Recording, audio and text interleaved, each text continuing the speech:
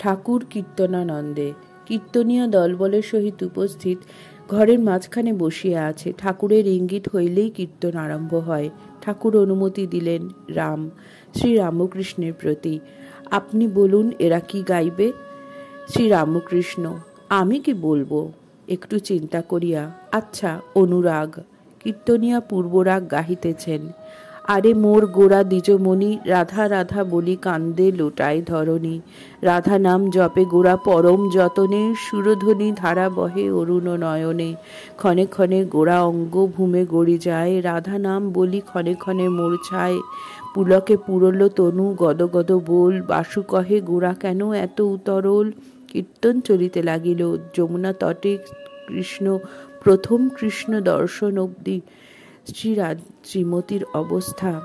সখীগণ বলিতেছেন, ঘরের বাহিরে দণ্ডে শতবার, তিলে তিলে আইসে যায়, মন উচাটন নিঃশ্বাস সঘন কদম্ব কাননে যায়। রাই এমন কেনে বা হইল?